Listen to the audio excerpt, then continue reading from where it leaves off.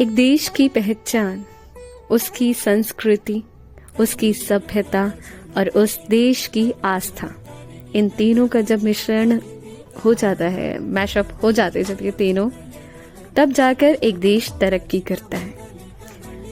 सभ्यता, संस्कृति और आस्था, जिसका मार्ग बस एक है, एक मार्ग है प्रेम, और प्रेम इंसानों में है, वो देश तरक्की करता है। इस आस्था में किसी की बलि नहीं होती है, किसी की जान नहीं गंवाई जाती है और ना ही किसी की जान ली जाती है। भारत एक ऐसा देश हुआ करता था। अफसोस की बात है कि हुआ करता था, लेकिन अब बन सकता है। भारत अपनी सिंधु नदी की खुशबू भूला तो भूला। भारत में हिंदू भी आज अपनी संस्कृति, सभ्यता, आस्था भूल चुका था। धीरे धीरे सनातनी अब अपनी सभ्यता की खुशबू को महसूस करने लगे हैं, क्योंकि आज वही कहते हैं ना, ओल्ड इज गोल्ड, उसकी जरूरत है हमारे भारत को। ऐसा ही एक दिन 25 दिसंबर, जब हिंदू सभ्यता यानी सनातनी तुलसी दिवस के रूप में मनाने लग गए हैं।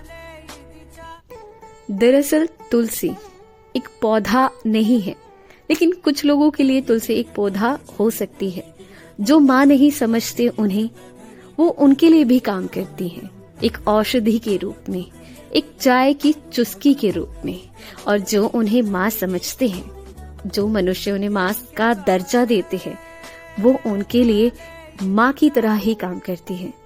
जैसे कभी बुखार हो जाना और हमारी माँ हमारे लिए काढ़ा बनाती है, तो उसमें तुलसी के पत्तों का प्रेम घोल घोल कर हमारी तबीयत को ठीक कर देता है। वो प्रेम है। तुलसी के पत्तों के बिना विष्णु जी की पूजा नहीं होती। थाली में तुलसी का पत्ता होना चाहिए। जब हमारे हिंदू सभ्यता सनातनी में किसी की मृत्यु होती है, तो उनके मुंह में तुलसी का पत्ता रखा जाता है। तो तुलसी सिर्फ पौधा नहीं है, तुलसी माँ है। माँ का दर्जा दिया जाता है। और विष्णु जी को तो तुलसी बहुत प्रिय है। माना यह भी जाता है कि तुलसी को लक्ष्मी जी का अवतार कहा गया है। एक माँ की तरह तुलसी माँ भी मुरझा जाती है। जब कोई मनुष्य फरेबी होता है, उस मनुष्य के दिल में दगा होती है, उस मनुष्य के दिल में प्रेम का भाव नहीं होता है, वो दूसरों को कष्ट पहुंचाने का काम करता है। ऐसे इंसान जब तुलसी के पत्तों को छू दे तो मां मुरझा भी जाती है। नेचर और इंसान एक साथ ऐसे संतुलित बनाता है खुद को, जैसे तुलसी का पौधा एक माँ के रूप में और इंसान पौधे को भगवान के रूप में पूजने जब लग जाते हैं। क्या वाकई सुंदर उदाहरण पेश करता है नेचर हमारे सामने।